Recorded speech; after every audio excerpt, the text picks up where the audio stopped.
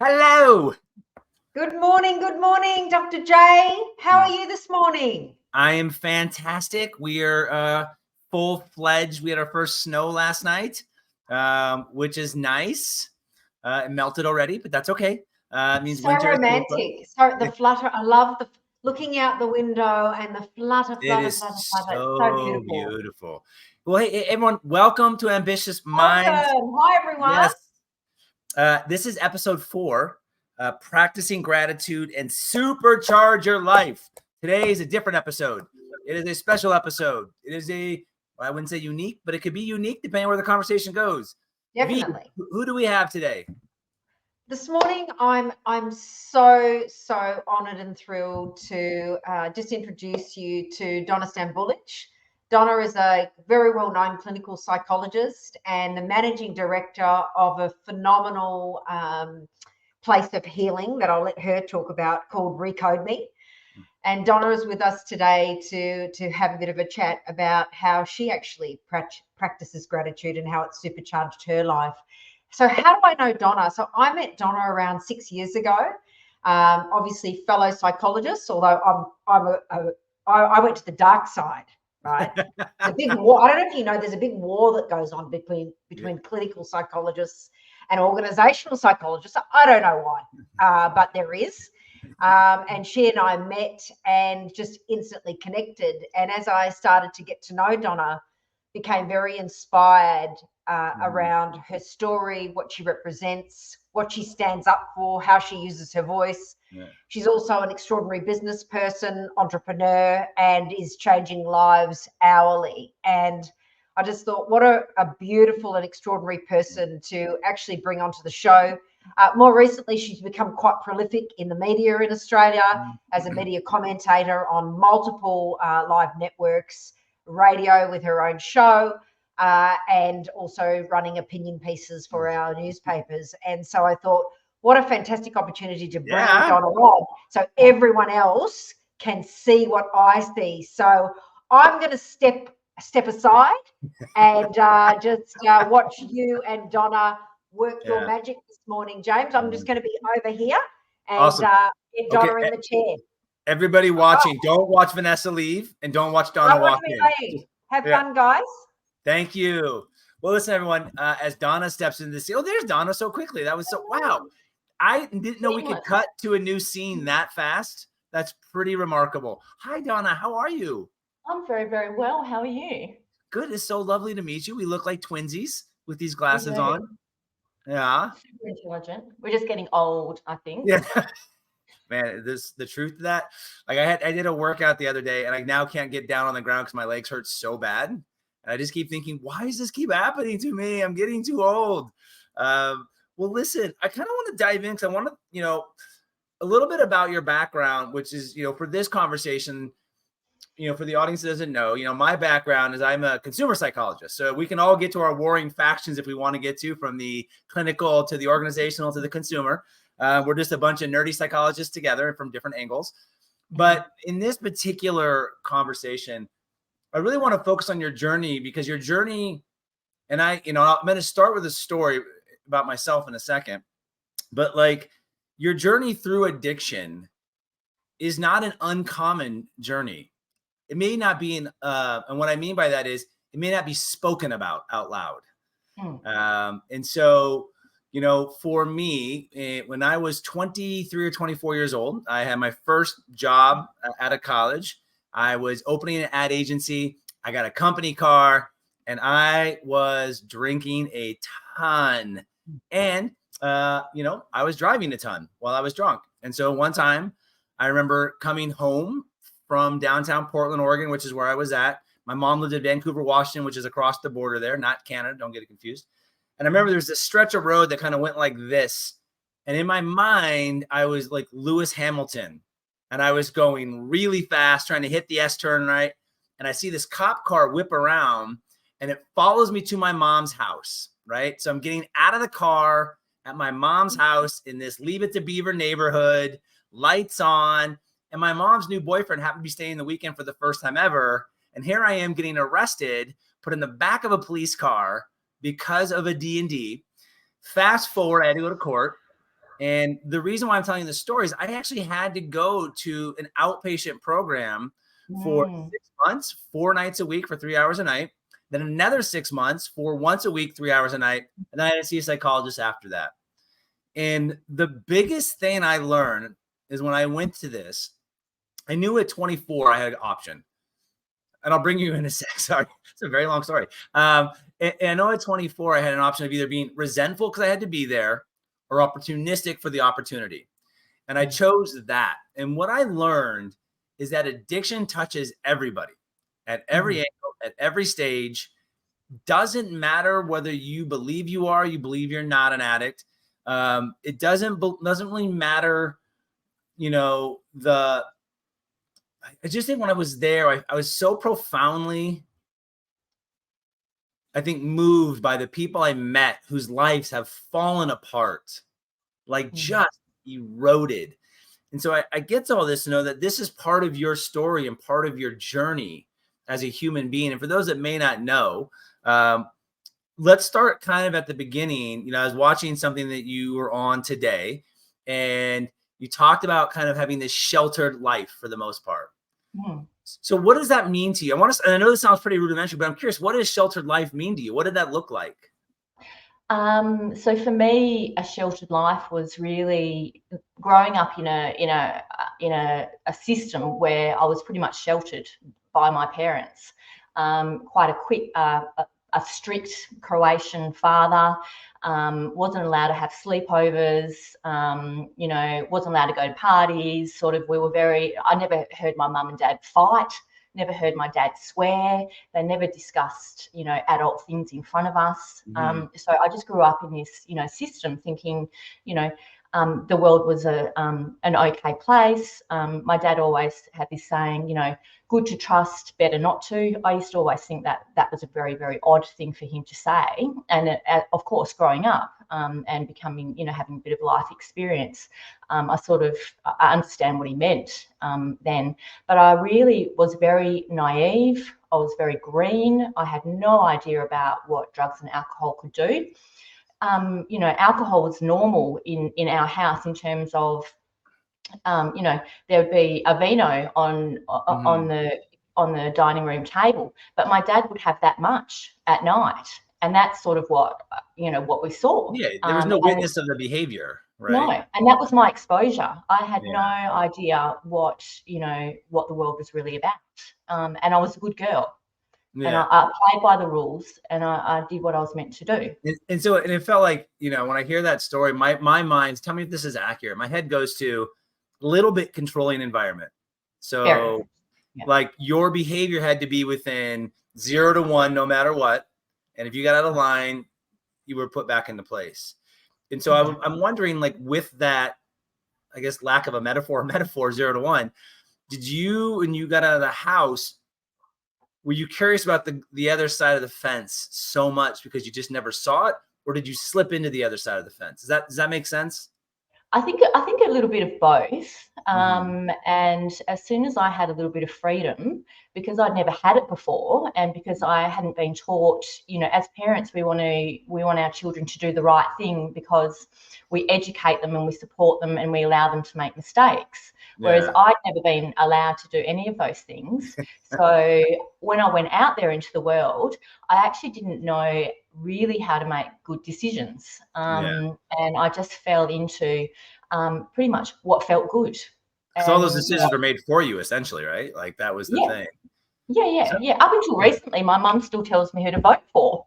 Yeah. I am 48 years old. I know who I want to vote for, Mum. But thank you. Yeah. Well, Mom still tells me how to raise my kids, and I'm nearly 50. So, like, it's irrelevant. I'm like, Mom, I have 3 brothers. I'm the only one that still talks to you. I'm not sure you're a great role model to be telling me how I should be raising my kids. So, like when you think about it, so for me, I think this is really. So I want to be very clear. I don't think addiction is a choice. I don't think it's like you can or can't do it. And I want to get to the first time you tried something that made you feel like euphoric. But this was a metaphor someone gave me. I wonder if this relates, or this kind of this represents you, or do you feel this? I had a friend of mine, we were driving to this waterfall. He was in this rehab with me, this outpatient program. I said, what is it like? And he goes, well, it feels like I'm being held underwater. And every time I use, I can breathe. Does that feel right to you? Yeah. So the first time, and looking back, I think, and 20 or 30 years ago, we weren't really talking about mental health. We weren't really, it wasn't out, how we are now talking about things. And if I look back, if I be completely honest, I definitely slipped through the cracks and had undiagnosed ADHD. And not in a hyperactive type of way, but more of a unable to focus. I still managed to get good grades, and I forced my way through. So my introduction was someone at a party giving me a dexamphetamine, and the first time I had that, I was like I could see the world clearly for the first time, and I was like, oh, so this is what it is. This is what it feels like to be alive, and this is what it feels like to be normal. But let me ask you about that, because I think that's really interesting. When you think about your background, you probably knew right and wrong in terms of like, because I've come across people who come from a similar background, and they are very clear on rules and boundaries. Like they really don't want to go, past those. No matter what, you could offer them something. No, I'm going to feel bad. Shame is usually right there, right around the corner. And so I'm thinking about, in that situation, when you're given this opportunity, were you thinking about any of the consequences, or were you thinking about the opportunity? I was thinking about the opportunity, and then right from the very first one, I was like, that was it, hook, line, and sinker for me. I knew that I needed to have another one, and another one, and another one, and another one, and then of course, didn't know when to stop. Wasn't introduced to me in a prescribed manner or a medical manner, and then it quickly it just escalated for me from dexamphetamine to amphetamines, because I've got an addictive personality. I'm a addict by nature. I think most of us are, if we really, really look at how most of us run our lives, whether it's exercise or online shopping or our phones or work. All looking for that hit, so whatever that hit is. All of that. Yeah. All of that stuff, I was chasing it. And for me, so my addiction escalated, and this wasn't until I was 21 as well, by the way. So super late to the game, so to speak. Yeah. At work, and I was working in a job I didn't, like, because I could never, fulfill my potential, because I had this attention problem. So I couldn't focus. So I didn't, make it into university. I just, coasted through high school, couldn't really put in the effort. So when I was having amphetamines, I was turned into this super productive person, taught myself, how to use computers, read hundreds of books, did all this crazy stuff. I mean, it sounds beneficial in some ways, like you really got a lot done. It does, but you get greedier and you want more and more, and you're always chasing that high. And then it got out of control really, really quickly. So Donna, help me, because I am ignorant in this area, and I don't know what it was about how I was raised. I was raised in I like to joke, I was raised in an Irish Catholic household with a touch of violence, no Catholicism, and all of the guilt, right? So I got all of it, right? But I remember I quit school at 19. I sold cars, and I was selling cars, and there was this used car shack. And I walked in one time, and these two guys were doing lines of coke. And they were like, hey, do you want to try this? And all I could think of was, this would probably get me addicted and I would end in jail. And so I just said no and walked out. Right now, I arguably have ADHD for sure, if you knew me long enough, for sure. And so what I don't understand, and I tell that story to say, like, I knew that cocaine was not. I knew enough about cocaine to know how bad or addictive it is. I don't know anything about the two drugs that you're on. Are they similar to cocaine then? Like, is that what it sounds like in terms of it's up and it keeps you going? Well, they're both uppers. But they are totally different drugs. Cocaine, cocaine's much more expensive. It's like, amphetamines is like the poor man's cocaine, if you like, in Australia. It lasts shorter, and cocaine sort of gives you this feeling of like being Superman, if you like, for a short period of time. Whereas amphetamines, for me anyway, it gets me interested in life. It allows me to focus. I see the world differently. And that only lasted, for probably about 3 months before it just got out of control, because I just was chasing more and wanted more and more and more.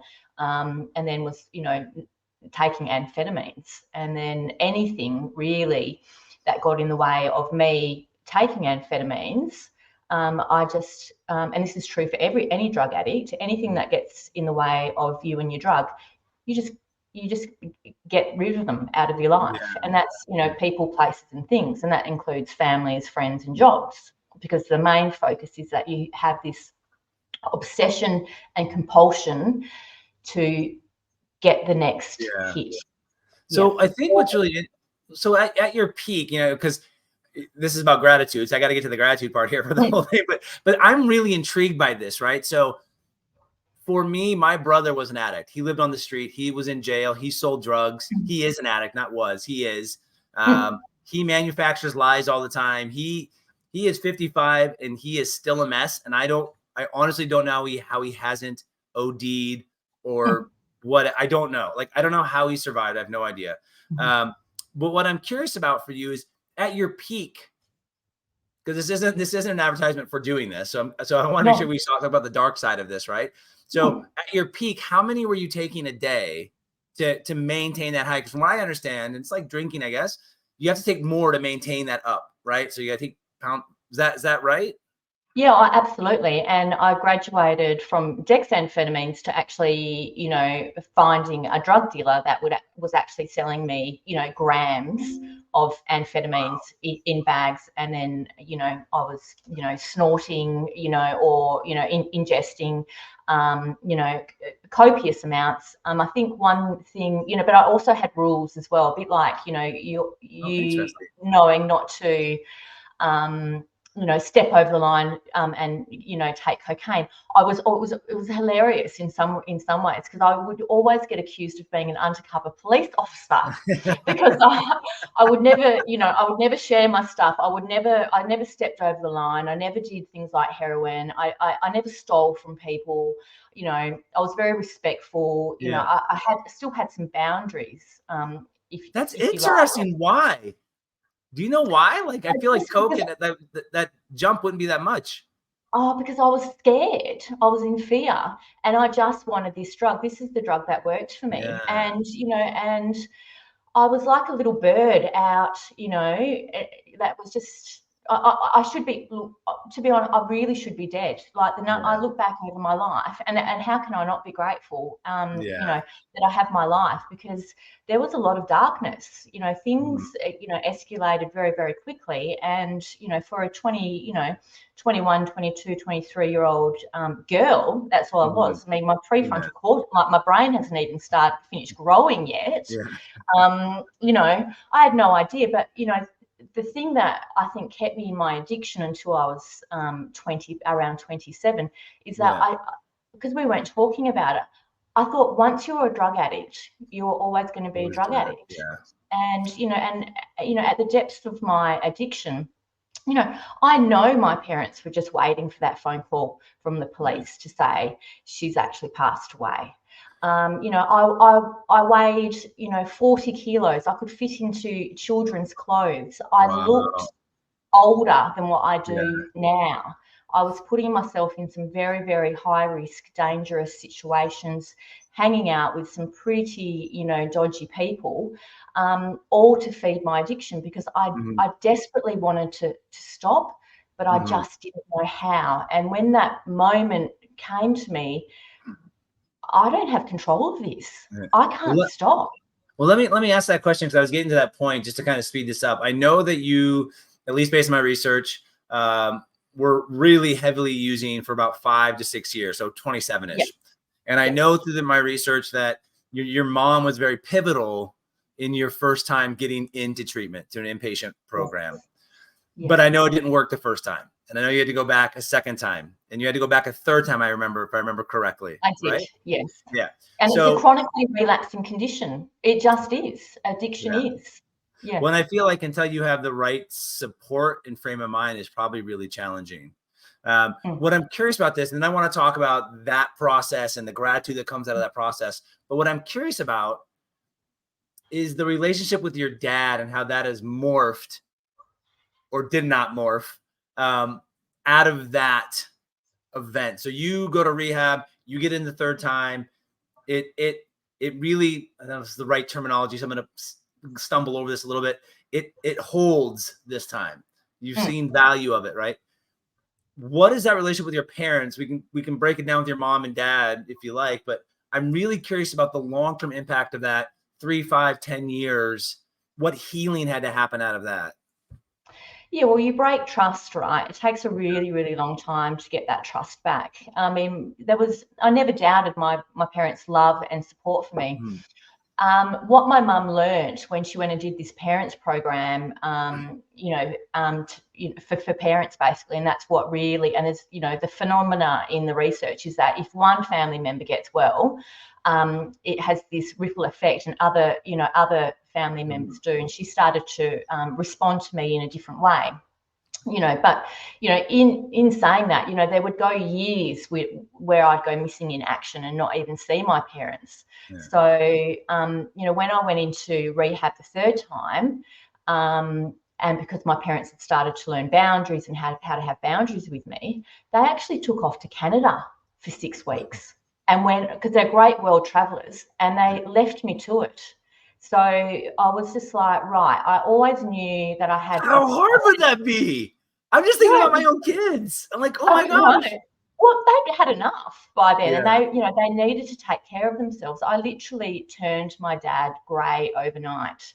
Like what I put and that's why I'm so passionate about helping, families. If I have a parent of an addict that ring up that even isn't doing the program, I'm going to sit there and talk to them, because, that is just so important. And if I can leave, them with a message of hope, then I've done my job, job well done. But my dear darling dad, he actually passed away 2 years ago, but in the last 20 years of his life, we'd never been closer. Every single time my dad saw me, he would get, a bit of a twinkle in his eye, and he would just look at me and go, you're a miracle. Like, you are a miracle. We cannot believe that not only have you stopped, you've turned your life around, but what you've actually managed to do with it. And, my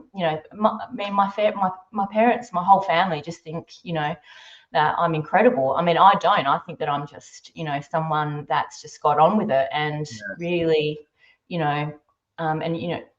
changed my life for the better, and then, helped others do the same. Well, I think what's so powerful about that and the lesson learned is that if you have the right support system and right framing of it, everyone around you can figure out how to forgive and build, right? So to your point, that trust is probably eroded, and everyone knows it's the addiction, but what they don't know, and at least this is my experience with my brother, and I know he doesn't watch this, so I can be pretty candid here, is that, like, I don't know when he's lying. So I just assume he's lying now versus telling the truth. And I think from my experience, people coming out of addiction and rebuilding the road, if you will, or the bridge, it is one truth bomb after another truth bomb that you have to tell, and you have to own your stuff. And in that process, I feel like that's where that bridge is built. And what's so just heartwarming and amazing and awesome is that you were able to do that, and your family was able to be part of that and accept it and build a stronger relationship for that. And I think that's really powerful. I don't have a question at any of that, just an observation. That's it. Yeah, I love that observation, and it's but I love what you're touching on as well, is because, I always tell this to people, like, when you come into recovery, it's freedom, because you don't ever have to lie ever again. Like there's freedom in not doing that, and because it becomes compulsive, because we're always covering up, we're always having to do that. But it's, you know, it's through the action that, you know, is the healing. So I learned pretty, I really, you know, people don't choose to become drug addicts. You know, and it's not a case of, you know, well, you know, doesn't she know, right from wrong, and why can't they just stop? And all, you know, all I really want my life to be a shitstorm. Yeah, I really enjoy that. That's really what I want, you know, like even with alcoholics, like there's that, you know, or drug addicts, you know, it takes a lot of dedication. It takes a lot of time and effort, like to actually. You are committed to the craft. You are committed to it. Like, there's a serious drive there. But I think, you know, what really comes down to is, you know, people in addiction, have you hit rock bottom? What is your rock bottom? And everyone's is different. And just when you think that you've hit it, you can always go lower. And, you know, and so the first time I went to rehab and the second time, I had these little, you know, pieces of sort of, you know, ideas. So no treatment episode, in my opinion, is a failure ever. You always learn something. And I picked up a couple of things and I thought, right, okay, I'm going to go back around. I'm going to circle back around. Done a bit more research. It's not working for me. I'm desperate and I need to stop. And I think that's what it comes down to. You have to want to do it. I think my last kind of point on this, and I really want to switch to the last 10 or 15 minutes around just the gratitude and what's come from this, is that, you know, that notion of rock bottom. So I wrote a book in 2018 around adversity and how adversity really forges what I found authentic leaders, right? And some were addicts and some were workaholics. And, you know, what I found really fascinating on all of this is that the rock bottom is so different for each person. Like I would have thought that I have two brothers who are addicts in different ways, to be honest with you. I would have thought they would have hit rock bottom by now. Like I would have thought like living on the streets at points, losing your kids at some point, and honestly has not. So to your point, everyone's rock bottom is different. Okay, let's couch this, because I think we can talk on this for like 4 hours, because I love this and I'm super curious. But from the time you get this third time in rehab, and it's really a gift at the end of the day, right? It's a gift. It's a gift they let you come back 3 times, and it's a gift that like you do something with it this time. And we fast forward, and you get your master's in clinical psychology. You have, you know, and you work at, and let me know if I got this right. My notes. North Perth Psychological Center, and then you also have Recode Me, which is really the big passion one as well. Yeah, so, that's the passion. And so I want to talk about the Recode Me in a second, but what I really want to talk about then is from the third time to now, you have to live a different life. You have to live a different ethos, right? Yeah. And so from a thematic perspective, I'm curious, what role does gratitude play after your adversity moments? Okay, so I guess just to, you know, put it a bit more into context. So I did 5 months in the rehab, and I had a really good look at myself, and I thought, right, I'm obviously not happy. And I started to think about, you know, happiness and what that means, and the role of gratitude that can play. And I started to think about, you know, enjoyment, satisfaction, and purpose. I knew straight away that, you know, that, and the happiest people in the world have this sense of, this transcendental, sense of, life being just bigger than ourselves. Yeah. And, and addiction is the disease of self-centeredness. Yeah. It's me. Yeah. So I started to really quickly and very, very early on look at what role, gratitude and how I could use my experience and how I could do that, not going, woe is me, poor me, I've just lost all of my 20s and, I'm a victim and, blah, blah, blah.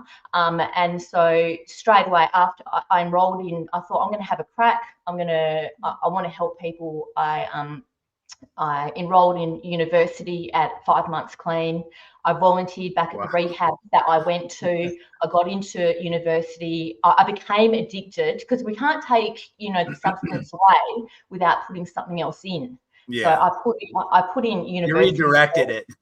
Purpose. We have to have purpose. Yeah. And then, and exercise was big for me as well.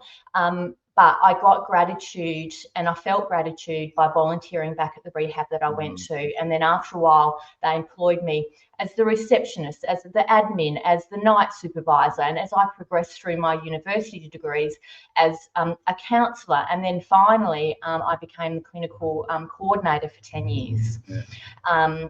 And I believe, gratitude has and it continues to play a huge role in my life on a daily basis, because we come in, into the road of recovery, spiritually, mentally, physically bankrupt. And it's and as human beings, our brains, as you know this, we're hardwired to look at the negative. And historically, over, evolution or whatever you believe in, caveman years, we have to have that negativity bias for survival. Yeah. We just do.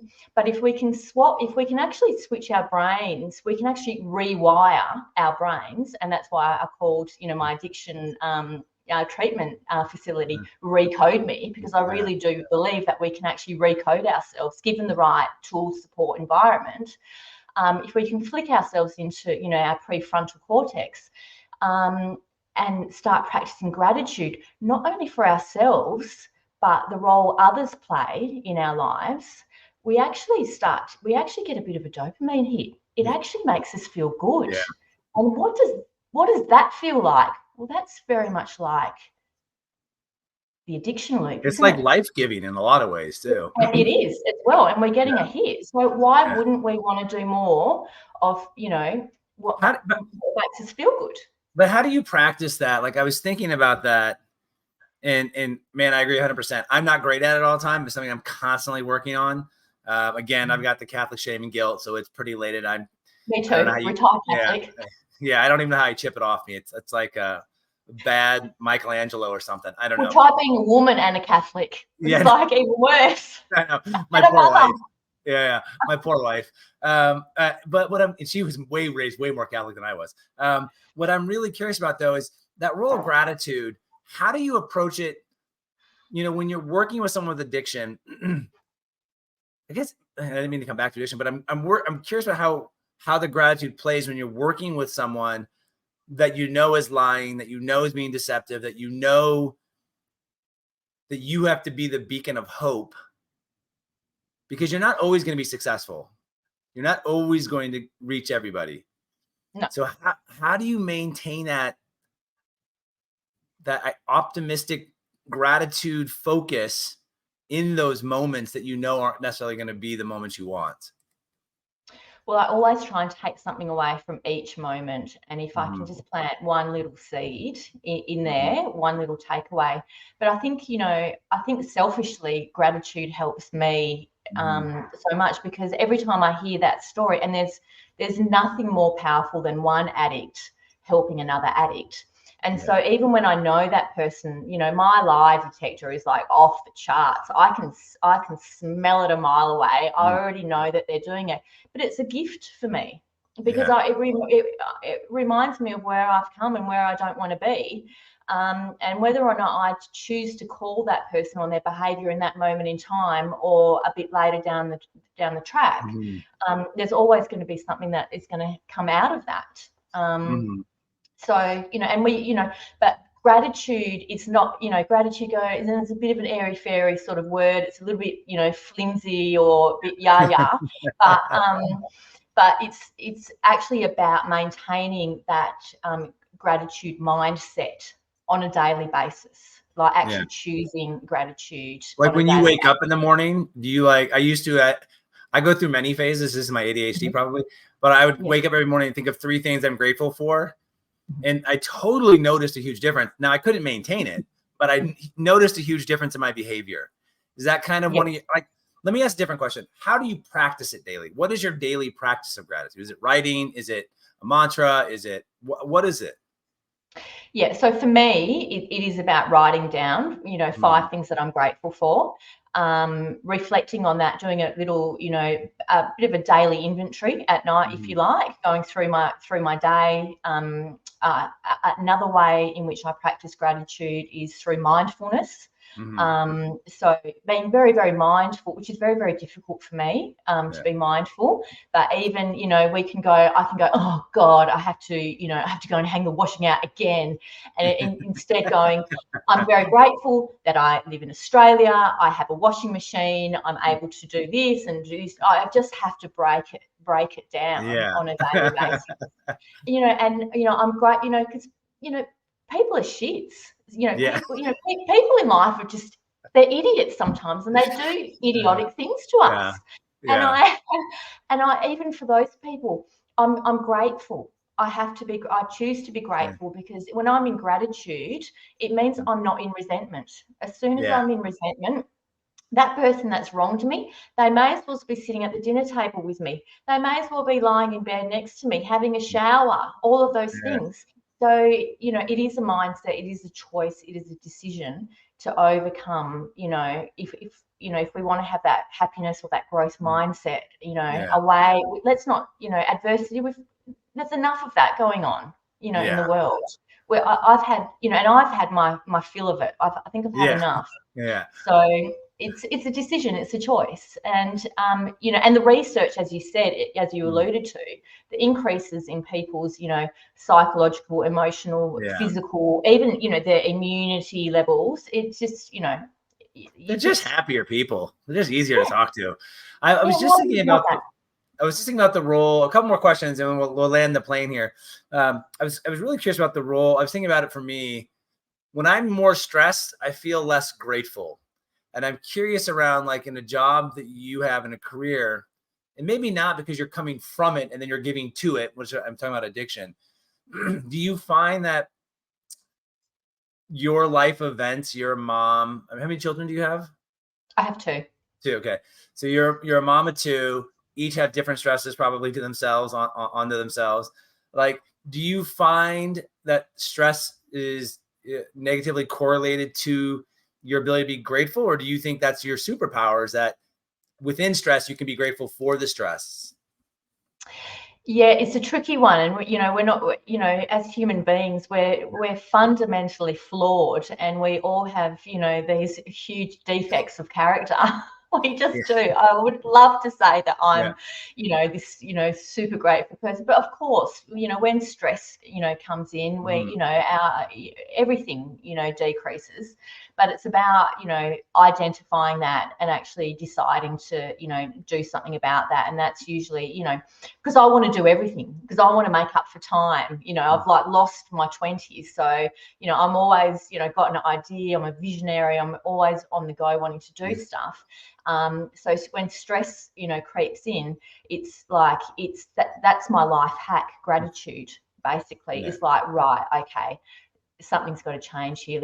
We all just need to settle down and stop, and and that can come in different ways. I've got lots and lots of practical strategies which I share with other people. So let's talk about quickly, and I really appreciate that, by the way. I was trying to think about the inverse of gratitude, meaning what's the impact when you're ungrateful.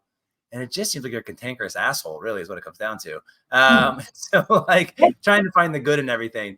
But I want to touch base before we go, because I think this is really important. The work you're doing at Recode Me, because it's a different approach, it's a different methodology that's traditionally out there. And my hope, and the reality is I was looking at some facts, and like in the U.S., 16% of our population has some sort of addiction, 12 and up. In Australia, and in 2019, at least, is the most recent data I could find, at least 16.4% of 14 and above had some sort of illicit drug use at some point. So, like, it's prevalent. It's in most people's lives in some way. I would love for you to share with the audience what makes your methodology at Recode Me different. And let's just start with there and see what kind of questions pique my curiosity. Yeah. Okay. So, It's a completely different treatment model, and there's a gap in the service, which both myself and my colleague Jennifer Hamilton recognised, that we wanted to reach people before they hit crisis point. Not everyone has 3, 6 or 12 months to actually go into a treatment service, nor can they afford to go into a private hospital setting. So we really wanted to catch people before it got so bad that they couldn't function in their lives. The other difference is that we actually work with people, in their lives, because it's very, very easy to get clean and or sober in an institution, right? In a rehab. Yeah. The rate of relapse in the first 2 weeks, once you come out of that artificial environment, you haven't lived life on life's terms, you've played by the rules and you haven't actually come out. The rate of relapse in the first 12 months can be up to 75%. Yeah. Because they're just not taught the strategies. So the unique thing about Recode is that we actually work with people in their lives in an individual, way, so that, the dad can still go out and provide for the family, the mum can still pick up the kids from school, the lawyer can still practice. We have, a wide and varied, range of people. The other thing that we do really, really differently as well is that we actually bring the families in and we work alongside the families, which is very different from most traditional treatment models in Australia. At least it is. Yeah. And it's, and we've taken, always talk to people about, why would you stop using drugs and alcohol if your life is going to be crap? Like, you may as well keep on using it. So we actually get in there and help, pick apart people's lives. We actually redesign people's lives with them. And we look at, a recovery capital model. So we're looking at relationships, we're looking at community, we're looking at health, we're looking at all of those things all together, all at the same time. For the person that, the mum of 3 that wants to pick up a drink at, 4 o'clock as soon as she's come through the door, which is so common, she gets to pick up the phone and talk to one of us girls at the Recode program, and we talk her through that. So it's a 24/7 phone support, which only really happens in the first, few weeks, really. We'd much rather people ring up, at 11 o'clock at night, before they're going to get to their drug dealer's house. We say, don't call us after you've used. You call beforehand. So it's very, very unique. It sounds like a very holistic approach, not a unidirectional approach of, we're going to work on you.